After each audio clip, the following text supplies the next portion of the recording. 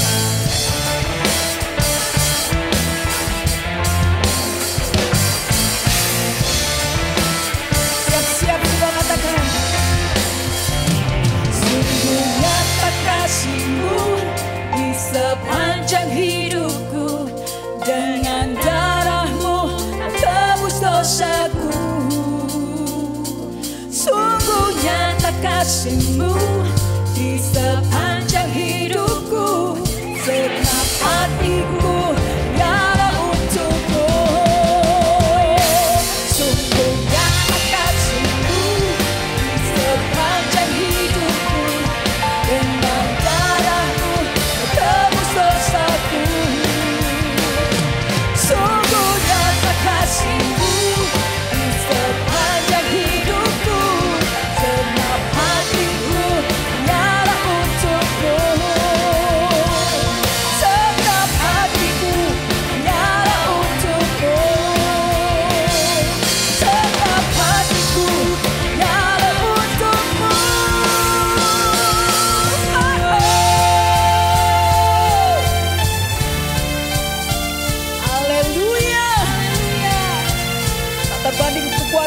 Tuhan.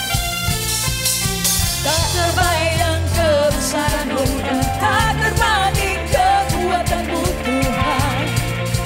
Kau megah bagiku.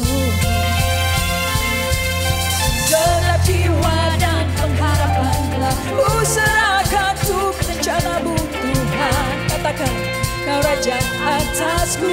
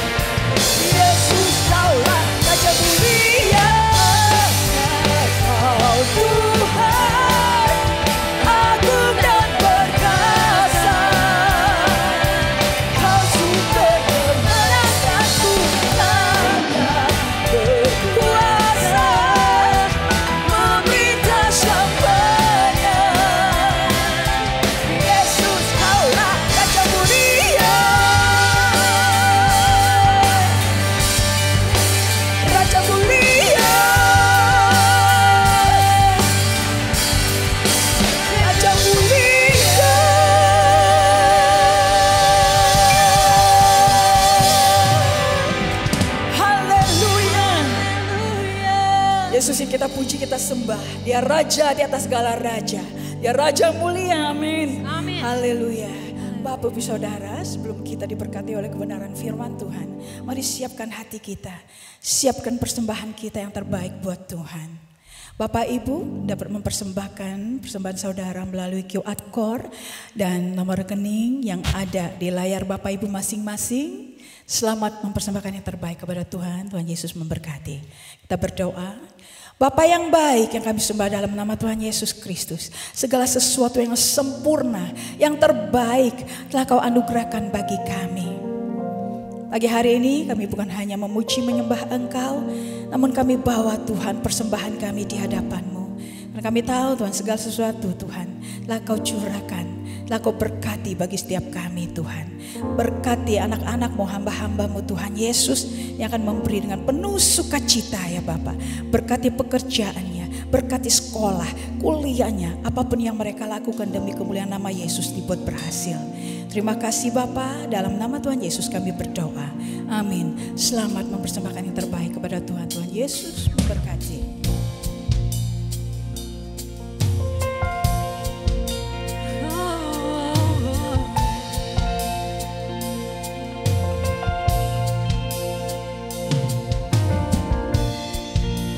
Tiada yang dapat pisahkan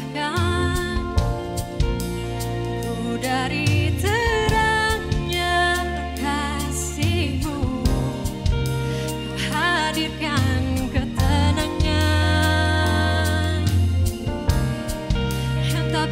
sedunia berikan. Kini kau pegang hidupku dan kau hapus kesalahanku. Berharganya pengorbanan yang memberikan keselamatan. Kau hadir di setiap langkahku, ku aman di dalam hadiratmu. Kau buktikan kau setia.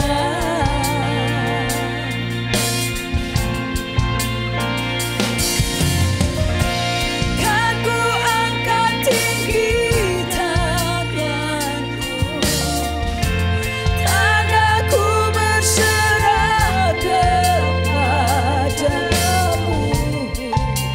Selamanya kau setia.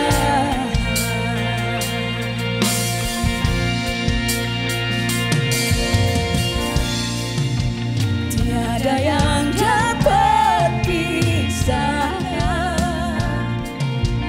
ku dari terangnya kasih-Mu. Kau hadirkan kebenaran yang tak bisa dunia berikan. Kini kau pegang hidupku dan kau hapus kesalahanku. Berharganya pengorbanan berikan keselamatan. Kau hadir di setiap langkahku, ku aman di dalam hadiratmu. Buktikan kau setia.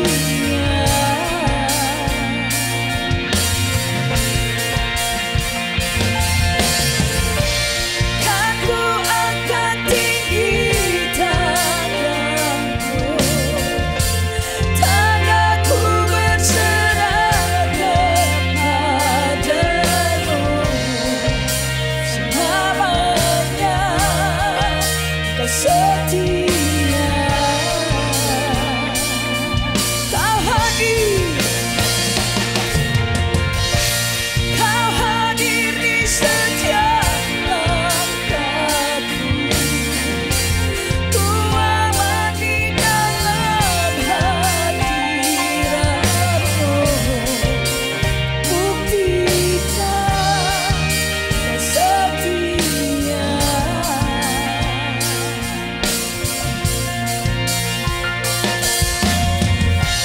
Kan ku angkat tinggi tanganku, tanganku berserah kepadamu.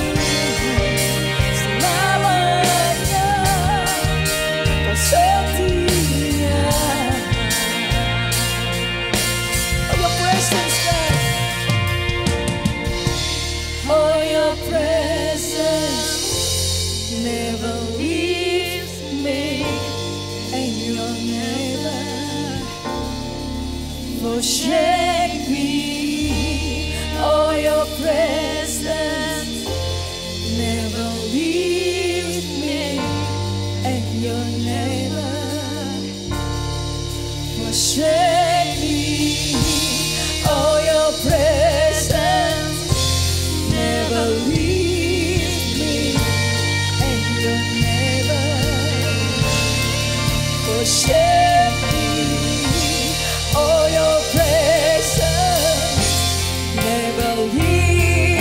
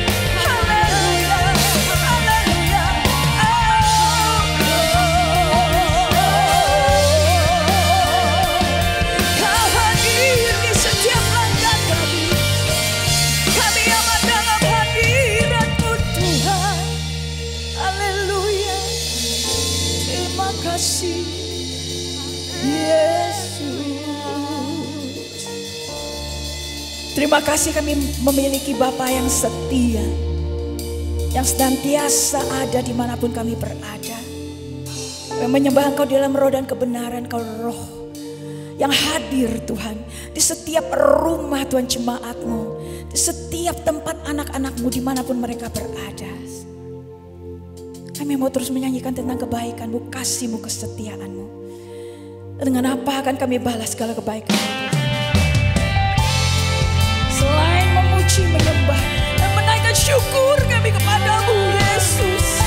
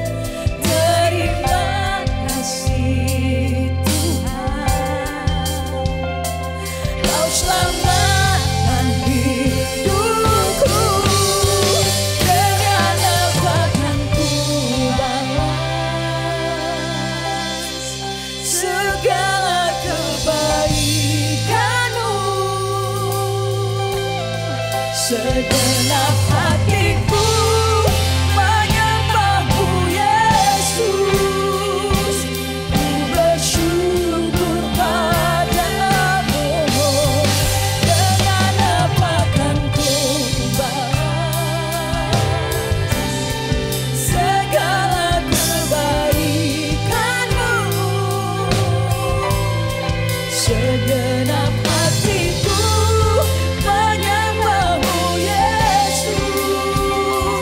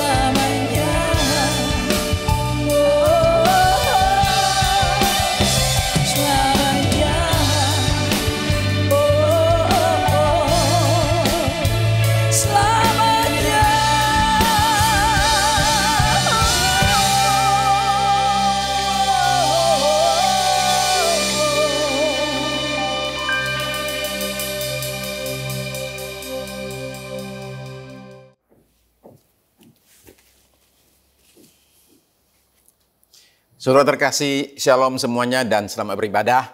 Dalam ibadah online kita di GBI Putra dalam minggu ini 15 Agustus tahun 2021. Dalam waktu 2 hari lagi, bangsa Indonesia akan merayakan ulang tahun kemerdekaan yang ke-76. Dalam situasi prihatin saat ini, karena krisis yang terjadi melanda seluruh dunia, termasuk Indonesia, kita patut terus menaikkan ucapan syukur kita kepada Tuhan Yesus untuk penyertaannya atas bangsa kita. Nah, firman Tuhan hari ini akan berbicara tentang hubungan antara kita sebagai warga negara orang Kristen dengan negara tempat kita bernaung. Mari kita sama-sama minta kuasa Roh Kudus dinyatakan ketika firman Tuhan disampaikan. Kita berdoa ya. Terima kasih Bapa Sorgawi, karena firman-Mu itu pelita bagi kaki kami dan terang bagi jalan kami. Kami hari-hari ini sungguh perlu terang firman Tuhan dinyatakan atas kami sehingga kami tahu jalan mana yang harus kami tempuh. Kami undang Roh Kudus pada hari ini boleh bekerja dengan sangat leluasa di tengah-tengah kami, dalam diri setiap kami, di antara kami, sehingga kami dikuatkan, diteguhkan, diarahkan oleh firman Tuhan. Sehingga ya Tuhan, jalan hidup kami, jalan hidup yang tidak akan terantuk, tapi dipenuhi dengan terang firman-Mu. Pakailah hamba-Mu pada hari ini Tuhan, sehingga firman Tuhan disampaikan dengan mengandalkan kekuatan dan pengurapan dari tempat yang maha tinggi, dan setiap kami boleh terima firman Tuhan dengan tanah hati yang subur, dengan penuh sukacita, sehingga firman-Mu ketika ditaburkan tidak kembali sia-sia, melainkan dia boleh bertumbuh dan berbuah dalam hidup kami. Dan kami semua akan diberkati bukan semata-mata karena kami sudah mendengar firman saja, tapi karena kami mendengar dan melakukan apa yang kami dengar. Dalam nama di atas segala nama, dalam nama Tuhan Yesus Kristus, kami sudah berdoa, bahkan sudah menerima semua jawaban doa kami ini. Amin, amin, haleluya. Semua kita ini lahir sebagai warga negara. Otomatis ikut orang tua kita, atau barangkali ada yang ikut negara tempat dia lahir. Ya, ada istilahnya ya, jus soli, jus sanguinis, atau semacam itu, pelajaran waktu SMP dulu. Ya, kita ini nggak punya pilihan, saudara sekalian, ya kan? Kita ini nggak bisa menghindari. Secara otomatis kita ini dikasih. Kita nggak pernah ditanya mau pilih negara mana, kita juga hanya terima saja nih. Dan itu kita pegang terus sampai kita nanti tua, suatu hari kita meninggal. Ya memang orang tertentu ada yang bisa memutuskan atau memilih untuk, oh saya mau ganti warga negara. Tapi intinya adalah soal kewarganegaraan ini adalah sesuatu yang melekat dalam hidup kita. Seringkali kita ini sebagai warga negara dari suatu negara menerima hak-hak tertentu yang memang diberikan kepada warga negara. Seperti contohnya lah, kita ini punya hak untuk bisa sekolah, hak untuk kita bisa bekerja, kemudian bisa beli hal tertentu, bisa beli rumah, bisa beli mobil, kemudian untuk bisa menikah, dan lain sebagainya itu ya. Nah, hal-hal ini kita jalani seringkali tanpa sadar. Dan kita merasa sudah otomatis berlaku untuk semua orang. Padahal nggak begitu. Ada orang-orang tertentu di dunia ini yang namanya stateless persons. Orang-orang yang tidak punya warga negara. Ya.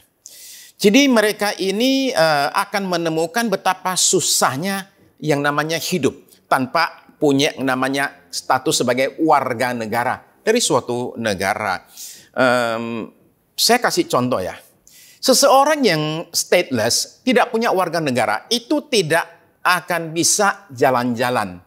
Umpama contoh naik pesawat. Kenapa? Karena kalau kita di Indonesia naik pesawat, itu mesti tunjukin yang namanya KTP. Nah orang stateless, nggak punya warga negara, nggak bisa dapat KTP. Atau kalau dia jalan-jalan ke luar negeri, dia mesti bawa paspor. Nggak bisa. Karena paspor hanya untuk warga negara. Yang non warga negara tidak bisa dapat paspor. Lalu kemudian kalau saudara-saudara kemudian mau kerja juga nggak bisa kalau bukan warga negara. Harus tunjukkan saudara adalah warga negara tertentu. Ya. Lalu kalau mau buka rekening bank nggak bisa juga, dimintain KTP soalnya non warga negara, stateless person nggak bisa dikasih KTP. Demikian juga mau beli rumah, mau beli mobil itu semua perlu KTP. Kemudian mau nikah saja perlu namanya KTP, kerja perlu KTP, semuanya itu memerlukan status sebagai warga negara yang diwakili oleh namanya KTP atau paspor. Ya. Jadi saudara bisa membayangkan betapa susahnya jadi orang yang tidak punya warga negara. Dan di dunia ini menurut data dari PBB, itu ada sekitar 10 juta orang yang tanpa warga negara. Dan hidup mereka itu susah sekali. Saya kasih contoh yang namanya Said Imasi.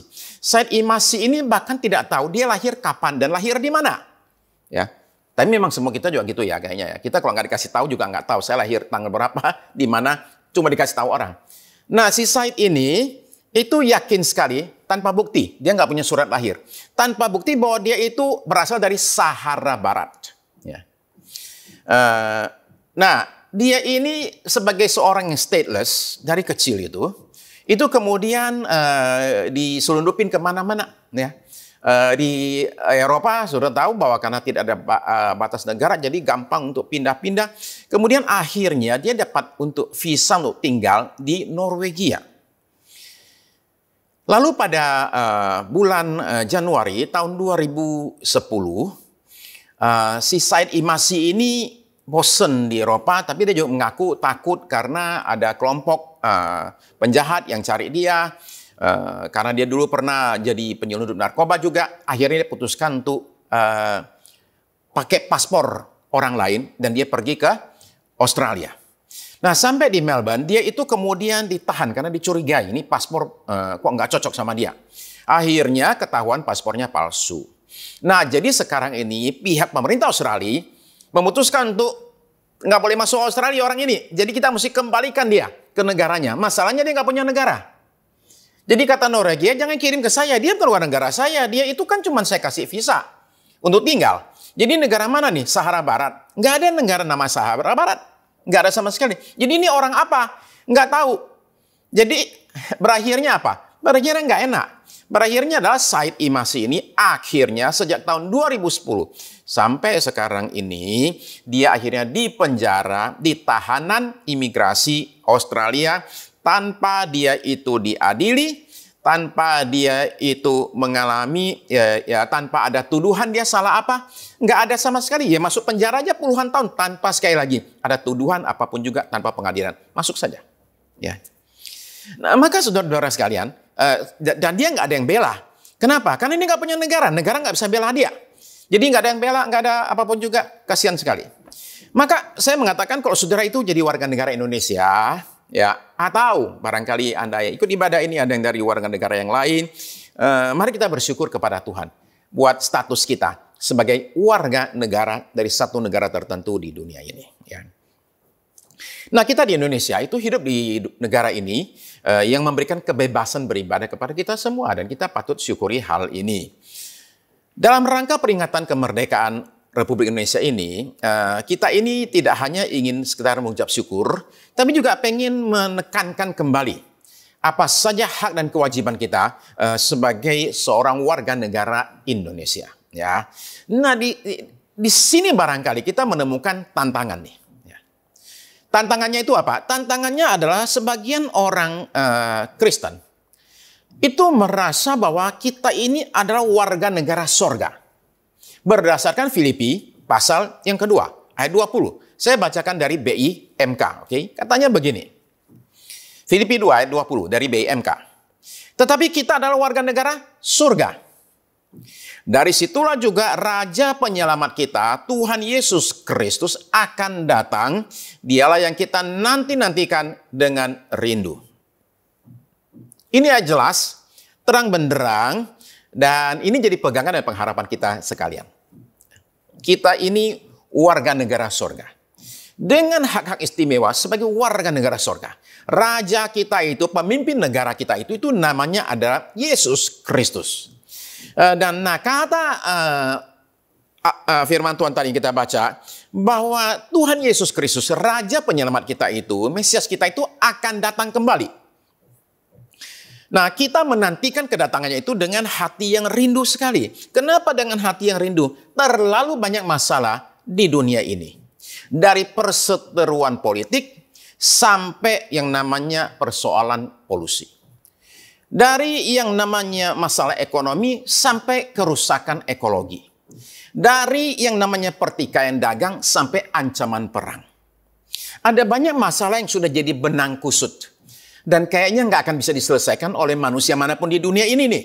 Dan kita yakin bahwa ini hanya akan selesai dengan kedatangan Tuhan Yesus Kristus kali yang kedua di muka bumi ini nih. Nah, kita menanti-nantikan kedatangannya ini, saudara-saudara sekalian. Ya. Nah, tapi saudara sekalian, seseorang juga perlu hati-hati, jangan cuma baca di situ saja, lalu kemudian berhenti. Nanti jadi ekstrim. Ya. Kita bisa hidup di awang-awang. Kenapa? Saya warga negara sorga. Ya. Di atas sana. Jadinya akhirnya kita tidak bisa menjadi garam dan terang. Ya. Sementara kita menanti-nantikan kedatangan Tuhan kita, Raja kita Yesus Kristus. Kita ini masih hidup di dunia ini di satu negara tertentu. Dan kita orang Kristen jadinya itu tidak hanya jadi warga negara sorga, WNS istilah saya. Tapi juga adalah warga suatu negara, dalam hal saya dan saudara sebagian besar adalah WNI, warga negara Indonesia. Jadi kita tidak bisa mempertentangkan antara WNS atau WNI, tapi WNS sekaligus WNI. Ya, dua-duanya. Kita warga negara sorga sekaligus warga negara Indonesia. Nah, coba kita lihat ya di dalam Roma 13 ayat 1 sampai 7. Roma 13 ayat 1 sampai 7. Ayat 1. Ini BIMK lagi saudara sekalian ya, BIMK, Bahasa Indonesia Masa Kini. Setiap orang haruslah taat kepada pemerintah. Sebab tidak ada pemerintah yang tidak mendapat kekuasaannya dari Allah. Dan pemerintah yang ada sekarang ini menjalankan kekuasaannya atas perintah dari Allah. Ayat 2. Itu sebabnya orang yang menentang pemerintah sama saja dengan menentang apa yang telah ditentukan oleh Allah. Dan orang yang berbuat begitu akan menerima hukuman. Ayat 3. Sebab orang yang berbuat baik tidak usah takut kepada pemerintah. Hanya orang yang berbuat jahat saja yang harus takut. Kalau saudara ingin supaya saudara tidak merasa takut terhadap pemerintah, saudara harus berbuat baik, maka saudara akan dipuji. Ayat 4. Sebab pemerintah adalah hamba Allah yang bekerja untuk kebaikanmu. Tetapi kalau saudara berbuat jahat, memang saudara harus takut kepadanya. Sebab bukannya sia-sia saja ia berkuasa untuk menghukum orang. Ia adalah hamba Allah yang menjatuhkan hukuman Allah kepada orang-orang yang berbuat jahat.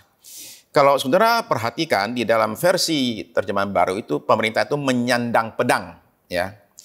Pedang itu bukan buat getokin orang, saudara-saudara sekalian. Bukan ya, lebih dari itu. Ayat 5. Itu sebabnya saudara harus taat kepada pemerintah. Bukan hanya karena saudara tidak mau dihukum, tapi juga karena suara hati nuranimu. Ayat 6. Itulah juga sebabnya mengapa saudara membayar pajak.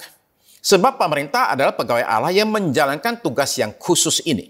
Ayat 7. Jadi bayarlah kepada pemerintah apa yang saudara harus bayar kepadanya. Bayarlah pajak kalau saudara harus membayar pajak. Dan bayarlah cukai kalau saudara harus membayar cukai. Hargailah mereka yang harus dihargai dan hormatilah mereka yang harus dihormati.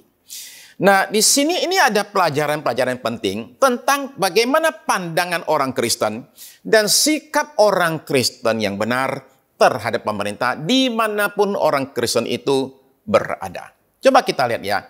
Yang pertama, saudara-saudara sekalian, Alkitab itu mengatakan bahwa ternyata semua pemerintah berasal dari Allah. Ayat 1 tadi ya.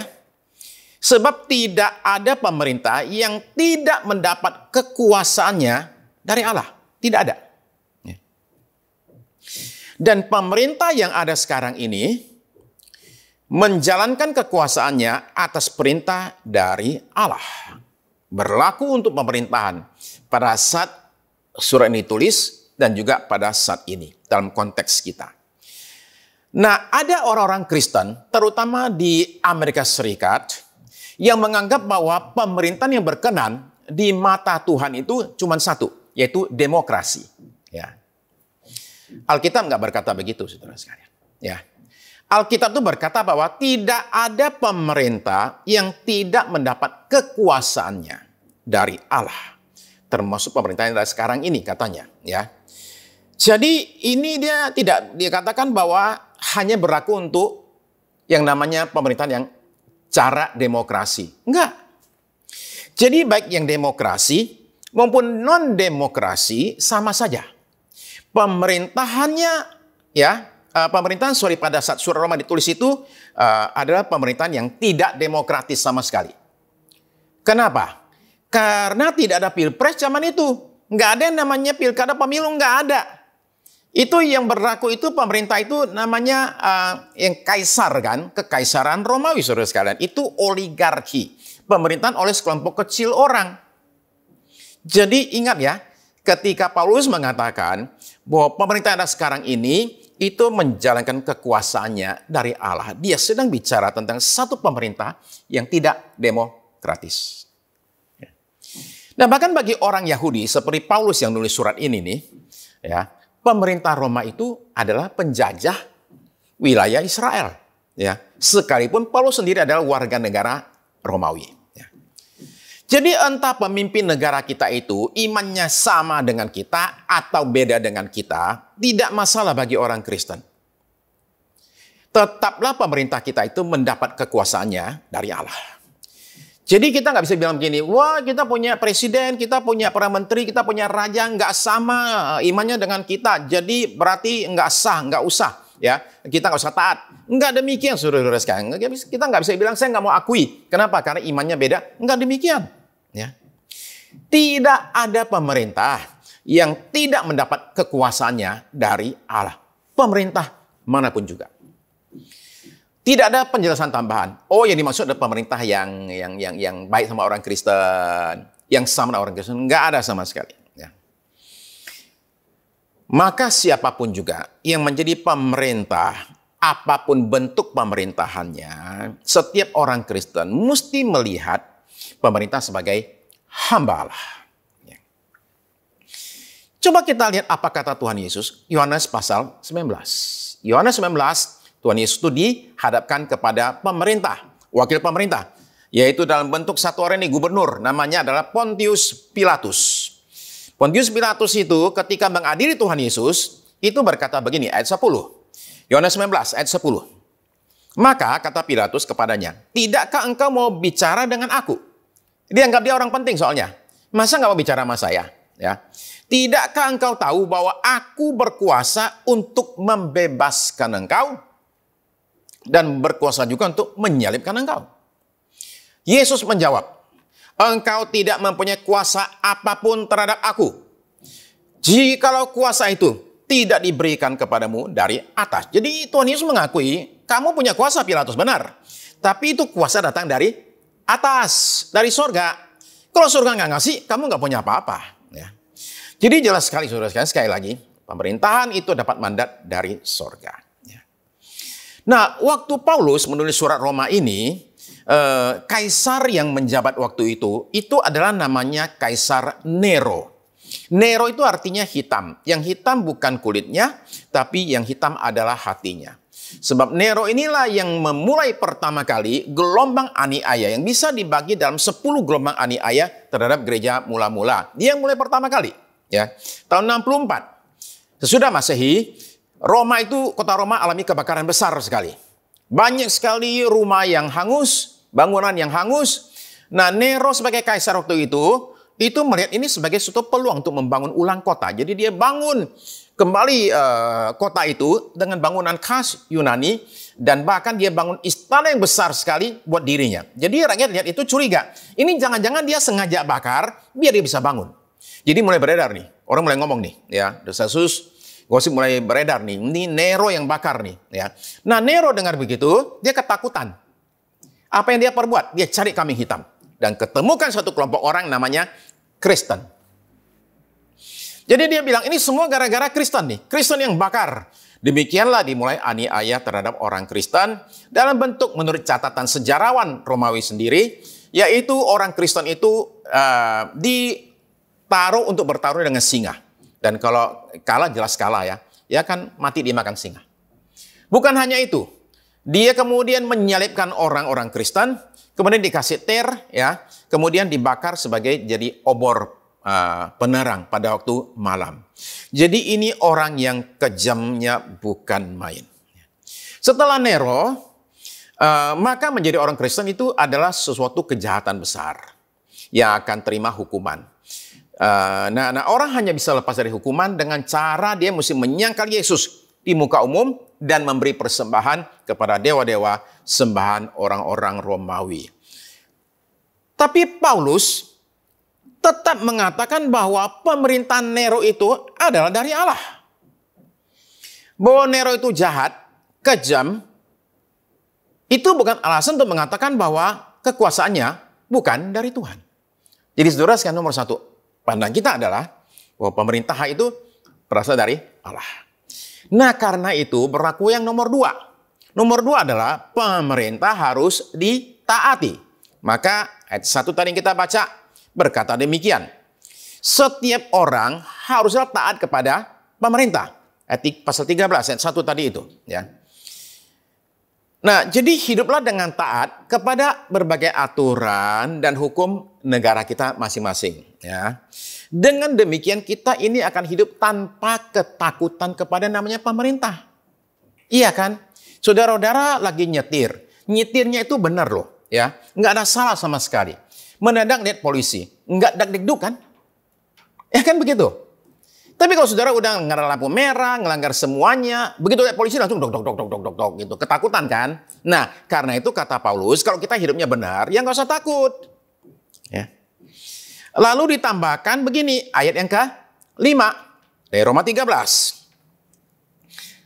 Itu sebabnya katanya saudara harus taat kepada pemerintah. Bukan hanya karena saudara tidak mau dihukum, tetapi juga karena suara hati nuranimu. Jadi orang itu taat sama pemerintah bisa ada dua kemungkinan. Satu karena takut dihukum, yang kedua karena suara hati nurani. Nah, mari kita lihat bedanya. Ya, tidak mau dihukum itu rada negatif. Ya. Saya kasih contoh. Okay. Ya. Kalau seseorang taat sama pemerintah karena tidak mau dihukum, itu tidak cukup kuat. Karena kalau saja ada suatu cara untuk seseorang melanggar hukum tanpa ketahuan, dijamin nggak akan ada yang tahu, maka dia nggak akan taat. Karena dasarnya sudah tidak cukup kuat. Ya. Umpama. Saudara lagi jalan di tengah malam, jam 2 pagi loh, habis cari ivermectin kemana-mana nggak dapat. Okay. Nah, lalu kemudian saudara ini tiba di satu perempatan lampu merah, ya, dekat rumah nih. Ya. Jam 2 pagi, tidak ada manusia lain, tidak ada kendaraan lain, hanya saudara sendirian di perempatan tersebut, lampunya lagi merah, saudara juga pengen cepat, nggak ada polisi, nggak ada. Manusia lain nggak ada sama sekali. Kalau saudara-saudara, taatnya itu karena supaya tidak mau dihukum. Pada tengah malam nggak ada orang, kemungkinan besar saudara akan melanggar lampu merah.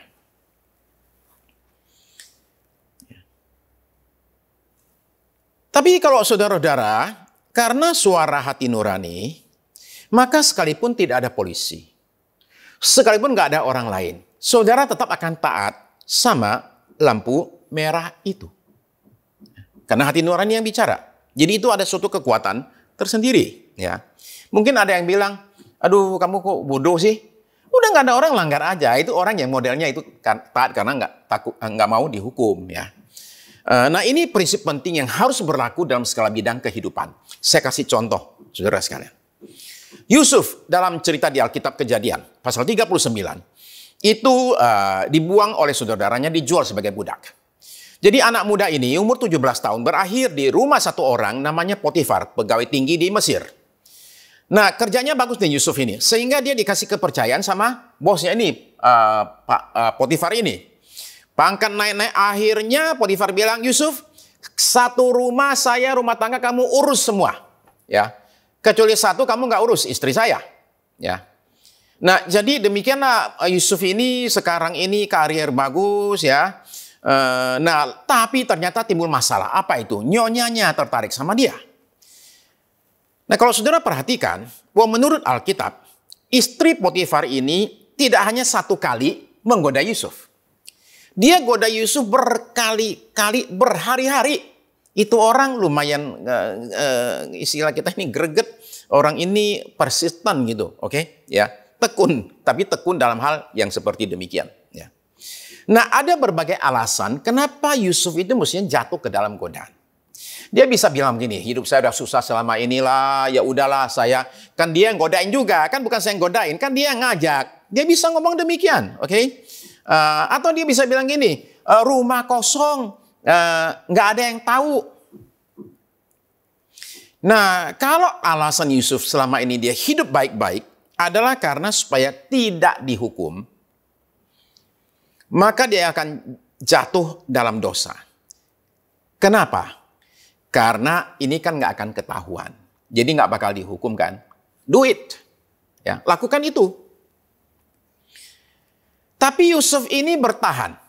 Nggak mau lakukan hal tersebut. Kenapa? Ya karena suara hati nuraninya itu. Ya. Coba perhatikan ya. Bagaimana dia menanggapi hal ini. Kejadian pasal 39 ayat 8. Ya. Kejadian 39 ayat 8.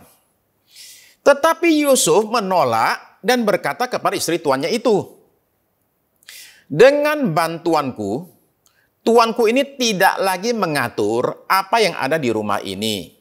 Dan ia telah menyerahkan segala miliknya pada kekuasaanku. Alias, aku ini sangat dipercaya oleh bosku. Ya. Bahkan di rumah ini, ia tidak lebih besar kuasanya daripadaku. Dan tiada yang tidak diserahkannya kepadaku selain daripada engkau. Hai nyonya, ya. Sebab engkau istrinya. Bagaimanakah mungkin aku melakukan kejahatan yang besar ini dan berbuat dosa terhadap Allah? Itu argumentasinya. Yang muncul dari hati nuraninya itu. Karena itulah maka ayat 10 itu terjadi. Ayat 10. Walaupun dari hari ke hari perempuan itu membujuk Yusuf, Yusuf tidak mendengarkan bujukannya itu untuk tidur di sisinya dan bersetubuh dengan dia. Kenapa bisa bertahan begitu terhadap godaan begitu hebat? Suara hati nurani berkata begini.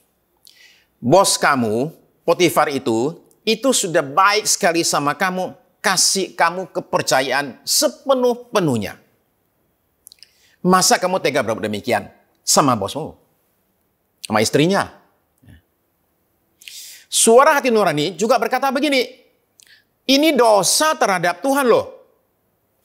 Jadi ini bukan masalah antara kamu sama nyonyamu saja. Ini masalah menyangkut Tuhan.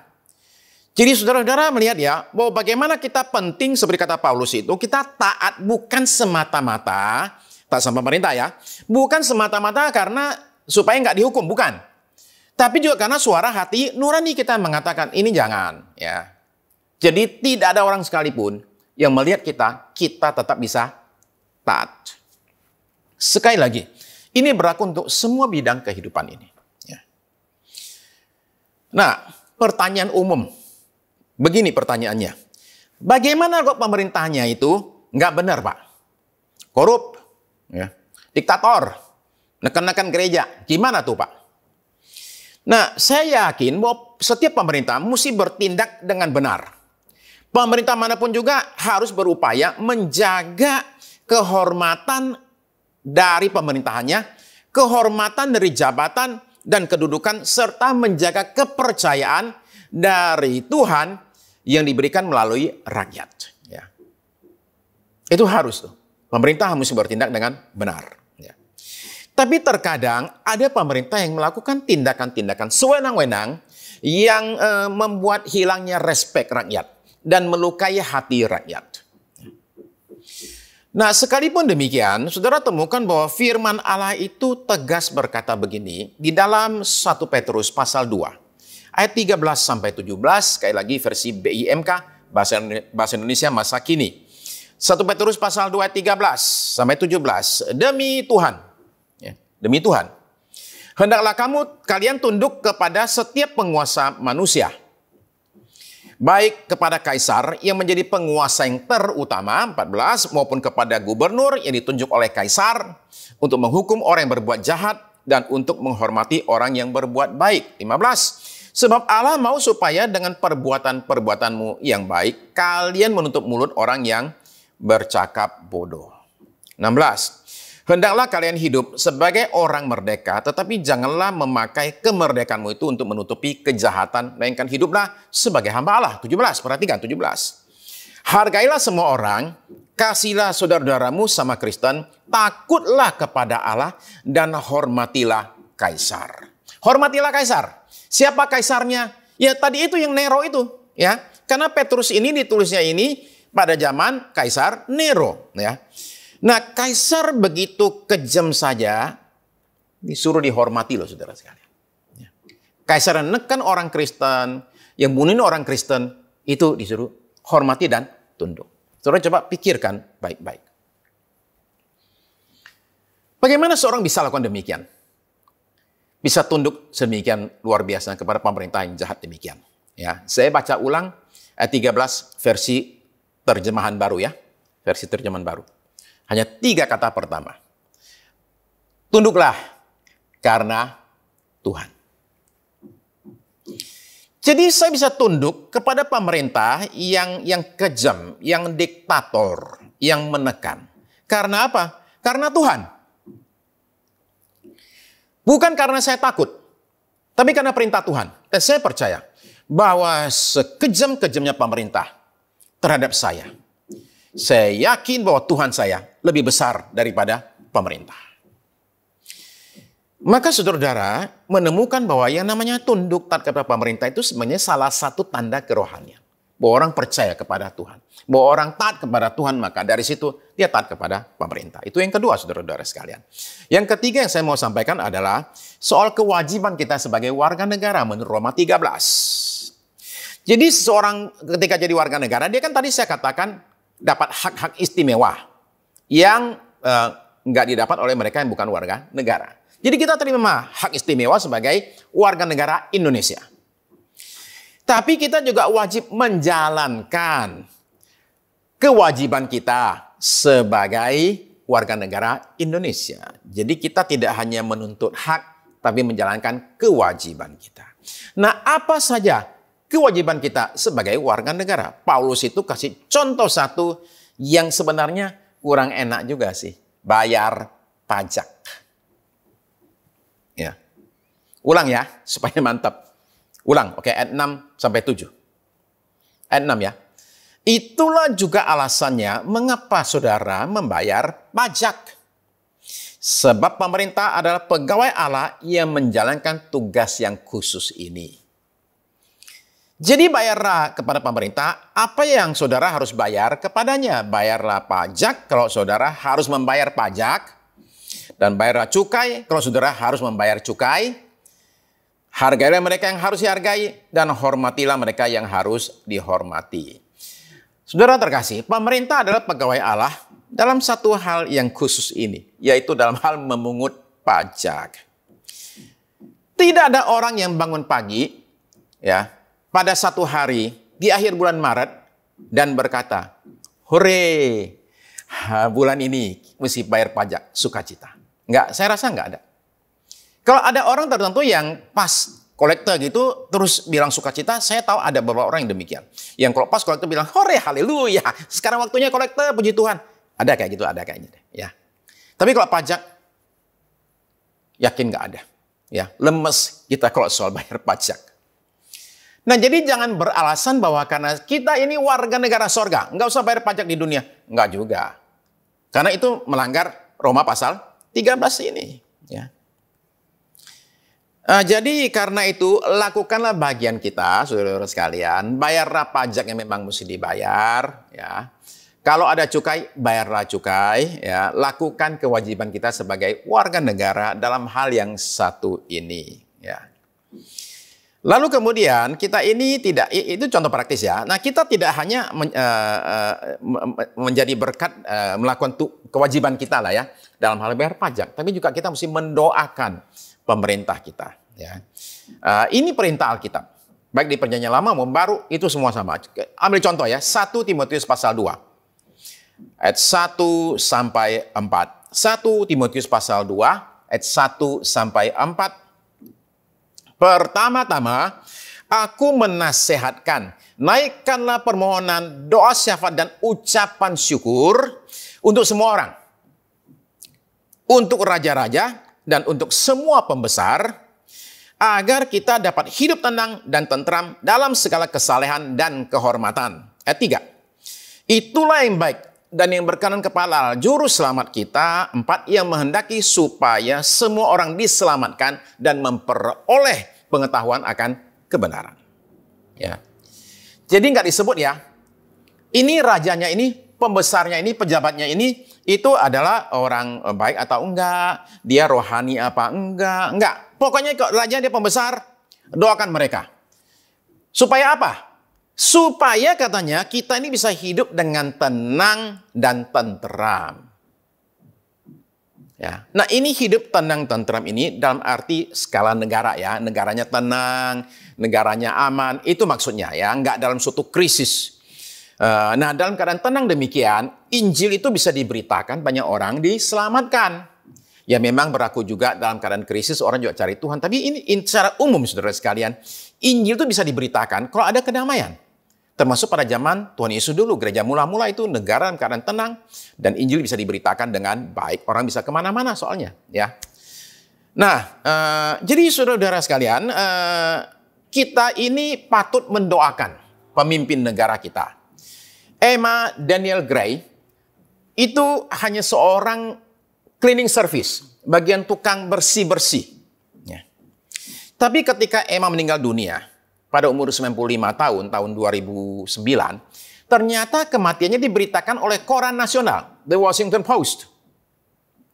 Emang kenapa ini orang hebatnya, mas cleaning service meninggal masuk koran? Kan agak nggak biasa kan? Kenapa demikian? Karena Emma ini selama 24 tahun menjadi cleaning service di satu tempat yang unik, yaitu kantor Presiden Amerika Serikat. Dia adalah pembersih kantor untuk 6 Presiden Amerika Serikat. Nah, apa yang menarik dari artikel di koran tersebut yang saya baca? Setiap kali membersihkan kursi Presiden Amerika Serikat, Emma itu akan mendoakan sang presiden. Dia akan berdiri di samping kursi presiden dan kemudian menaikkan permohonan kepada Tuhan Yesus supaya Tuhan memberkati presidennya, supaya Tuhan menuntun presidennya itu, supaya Tuhan itu melindungi presidennya. Ya. Nah ini yang menjadi menarik saudara sekalian.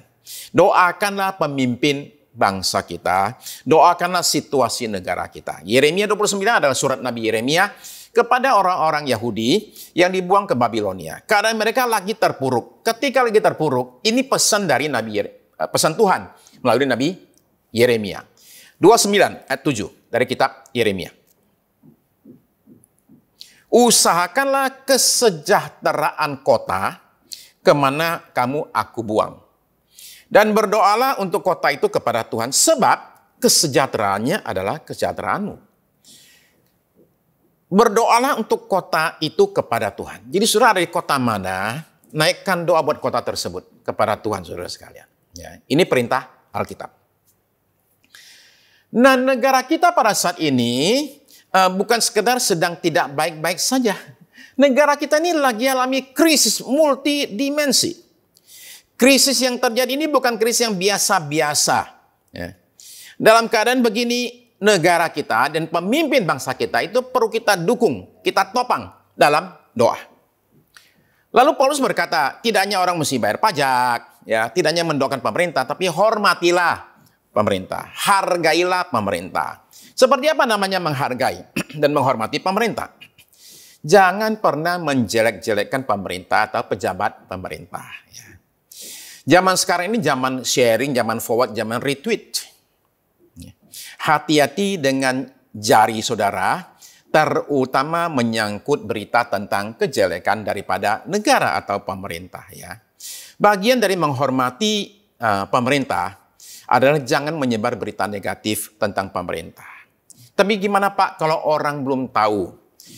Ya, orang belum tahu ya jangan disebar, saudara sekalian ya. Kalau orang belum tahu, cuma saudara yang tahu, jangan disebar. Nanti saudara dikira provokator. Jadi gimana Pak? Mesti yang orang sudah tahu. Ya, untuk apa disebar lagi kalau orang sudah tahu?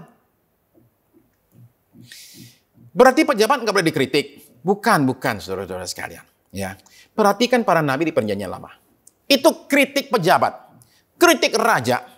Itu kritiknya itu tajam, tapi selalu memberi jalan keluar.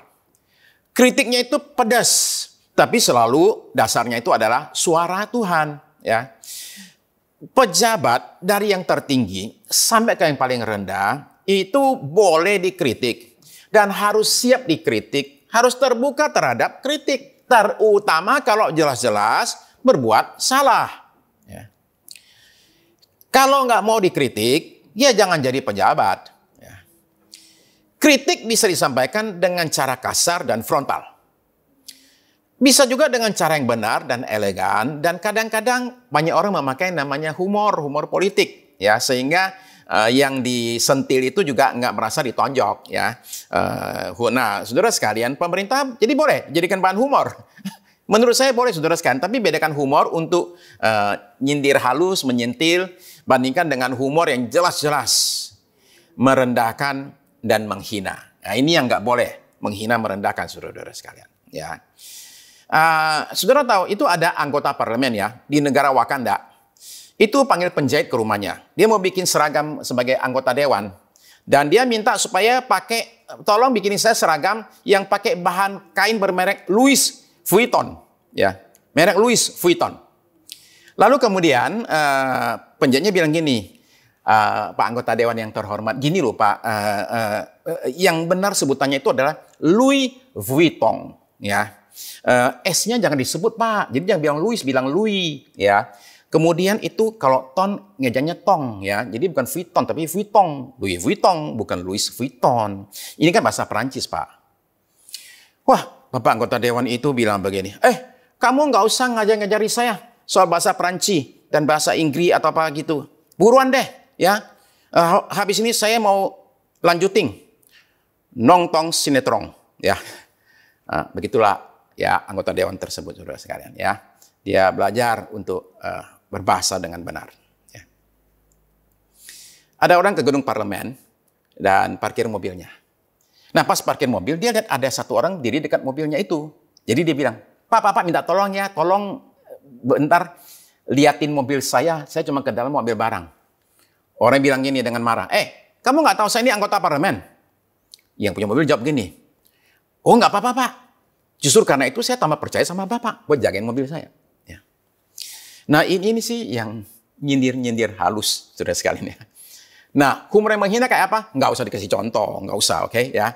Nah, nasihat dari Paulus tadi itu berkata demikian. Pertama-tama katanya, aku menasihatkan naikkanlah permohonan, doa syafaat, dan ucapan syukur. Menemukan kejelekan, itu gampangnya bukan main. Ya. Anak kecil juga bisa itu. Ya. Menemukan kejelekan, kekurangan dari istri kita, suami kita, sampai kepada presiden kita. Ya, gampanglah kalau cari yang namanya kesalahan, saudara sekalian. Banyak sekali. Ya. Yang susah itu menemukan kebaikan dan kemudian bersyukur. Di situ seninya menurut saya yang harus kita pelajari. Ya. Mari kita praktekkan kata-kata Rasul Paulus. Terutama dalam rangka kemerdekaan RI yang sebenarnya kita rayakan ke-76. Mari kita menaikkan syukur kita untuk bangsa negara kita yang tercinta, Republik Indonesia. Apa saja yang bisa kita syukuri kepada Tuhan untuk keadaan bangsa kita? Saya rasa kita bersyukur kepada Tuhan pertama-tama ya, karena Tuhan menaruh kita di Indonesia. Karena jelas kata Kisah Para Rasul pasal 17, Tuhan itu katanya ya itu menempatkan itu ya bangsa-bangsa. Jadi kita bersyukur saudara sekalian. Tuhan menaruh kita di Indonesia. Kita bersyukur untuk hal tersebut. Kita juga bersyukur untuk apa yang Tuhan sudah perbuat di sebelumnya atas bangsa Indonesia. Terutama dalam soal kemerdekaan bangsa kita. Sehingga bangsa kita lepas dari penjajahan yang berlangsung beratus-ratus tahun. Kita terima kasih kepada Tuhan yang berikan kepada Indonesia kemerdekaan yang begitu kita hargai. Nah, lalu kita bersyukur juga, saudara sekalian, buat situasi sekarang ini. Angka penderita COVID itu semakin menurun. Kita terima kasih kepada Tuhan yang sudah berkarya. Kita yakin itu adalah karena campur tangan Tuhan. Kita bersyukur juga untuk para nakes yang bersusah payah menyambung bukan menyambung nyawa, tapi dalam arti mereka itu menghadapi bahaya ya, untuk mengobati para pasien. Kita terima kasih kepada Tuhan buat para nakes, relawan dan lain sebagainya. Kita bersyukur untuk pejabat-pejabat kita, presiden kita yang bekerja keras dalam situasi yang demikian, saudara sekalian. Kita patut mendukung mereka dalam doa dan ucapan syukur kita. Kita bersyukur kita ini sekarang ini bisa tetap beribadah dalam segala keterbatasan kita. Kita bisa beribadah dengan baik, saudara-saudara sekalian. Kita terima kasih, bersyukur saudara sekalian untuk keadaan saat ini. Nah, dalam ucapan syukur itulah kita terima kekuatan untuk kita jalani hidup kita di bangsa ini. Jadi saudara sekalian, mari kita datang kepada Tuhan, naikkan syukur kita atas bangsa kita. Bolehkah saya undang saudara untuk sama-sama bangkit berdiri, kita akan berdoa buat bangsa kita. Terima kasih untuk Indonesia. Kami bersyukur, ya Bapa Surgawi, kami ditempatkan di negara ini. Kami menyatakan bahwa Engkau Tuhan adalah sumber berkat atas bangsa kami, bahwa bangsa kami merdeka 76 tahun yang lalu, itu karena karya Tuhan yang penuh dengan belas kasihan atas bangsa Indonesia. Maka segala puji syukur, terima kasih kami kepadamu ya Tuhan, yang sudah menaruh kami di sini dan beri kemerdekaan kepada bangsa ini. Kami berterima kasih dan bersyukur untuk pemimpin-pemimpin bangsa kami, untuk Bapak Presiden, untuk Presiden, Wakil Presiden, para menteri, pejabat semua yang lain. Kami menaikkan doa kami Tuhan, supaya Tuhan Engkau boleh menyatakan kekuatan-Mu dan penyertaan-Mu, pimpinan-Mu Tuhan, hikmat-Mu atas Presiden kami, atas segenap pejabat yang lain semuanya Tuhan, sehingga ketika menghadapi krisis, maka mereka tahu apa yang harus mereka perbuat untuk kebaikan bangsa ini. Terima kasih Tuhan, kami bersyukur untuk apa yang Tuhan kerjakan atas bangsa kami dalam keadaan sekarang ini. Terima kasih Tuhan untuk para tenaga kesehatan, para dokter, perawat, volunteer yang lain Tuhan, yang bekerja keras untuk mengobati para pasien, baik yang COVID maupun yang non-COVID. Kami bersyukur dan terima kasih. Mohon perlindungan Tuhan buat mereka sekalian. Terima kasih Tuhan untuk kami bisa beribadah di bangsa ini Tuhan. Kami bersyukur karenanya untuk hal ini. Kami bersyukur buat banyak hal lain Tuhan. Terima kasih untuk nafas hidup ini. Terima kasih dan bersyukur juga Tuhan untuk ya Tuhan berkat-berkat kami terima selama masa pandemi ini Tuhan. Buat perlindungan Tuhan, penyertaan Tuhan, penyediaan dari Tuhan buat kami sekalian. Terima kasih Tuhan Yesus buat semuanya ini Tuhan. Kiranya bangsa kami ada terus dalam penjagaan Tuhan di tahun-tahun yang akan datang. Terima kasih Tuhan, dan sekarang kami memohonkan untuk kesembuhan dinyatakan bagi saudara-saudara kami yang sakit saat ini, baik yang sakit COVID ataupun non-COVID. Kiranya kuasa kesembuhan dari Tuhan itu boleh mengalir ya Tuhan, boleh mengalir dengan deras, diberikan buat anak-anak-Mu Tuhan. Mereka yang lagi di ICU ya Tuhan, lagi di ranjang rumah sakit ataupun isoman di rumah. Ini doa kami, permohonan kami supaya Engkau menyatakan kuasa-Mu, menyatakan anugerah-Mu dan belas kasihan-Mu yang ajaib atas saudara-saudara kami ini Tuhan. Kesembuhan menjadi bagian kami karena Engkau Tuhan murah hati terhadap kami. Terima kasih Tuhan Yesus. Terima kasih Tuhan, nyatakan berkat-Mu Tuhan Yesus, tidak hanya untuk kesehatan kami, tapi juga bahkan untuk Tuhan keuangan kami, rumah tangga kami ya Tuhan. Tuhan sembuhkan, pulihkan rumah tangga kami, pulihkan masa depan kami, pulihkan karier kami, bisnis kami semuanya. Tuhan terima kasih, kesembuhan terjadi atas berbagai bagian dalam hidup kami. Kami bersyukur dan berterima kasih Tuhan Yesus buat semuanya ini Tuhan. Memohonkan saat ini Tuhan Engkau menyatakan berkat-Mu atas gereja-Mu di Indonesia, sehingga dalam momen demikian gereja boleh bangkit dan jadi berkat bagi bangsa kami ya Tuhan. Kami menaikkan doa Tuhan untuk mereka yang terkena dampak daripada krisis, mereka yang sekarang susah, kehilangan pekerjaan, kehilangan usaha. Kami doa saat ini Tuhan, supaya Engkau Tuhan menyatakan anugerah belas kasihan-Mu dari sorga atas mereka yang terkena dampak ini Tuhan. Sehingga melalui banyak orang, termasuk melalui kami juga, Tuhan boleh memberikan berkat kepada orang-orang yang sedang susah ini. Terima kasih Tuhan Yesus, terima kasih Tuhan. Nyatakan berkat-Mu Tuhan atas mereka yang dalam keadaan terpuruknya Tuhan Yesus. Kami bersyukur Tuhan pada hari ini Tuhan.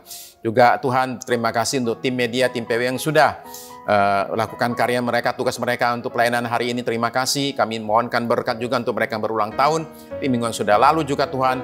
Kuasa berkat Tuhan menyertai kami sekalian. Terima kasih Tuhan Yesus, di akhir ibadah ini kiranya Engkau nyatakan berkat-Mu atas kami sekalian. Terima kasih Tuhan. Saudara-saudari terkasih dalam Tuhan Yesus, ibadah kita pada hari ini sudah selesai. Mari kita berpisah satu dengan yang lain dengan membawa berkat berlimpah dari Allah Bapa kita di sorga, kasih karunia dari Tuhan kita Yesus Kristus, bimbingan, pertolongan, penyertaan Roh Kudus dari sekarang ini sampai Maranatha. Tuhan kita kembali kali yang kedua. Amin. Amin.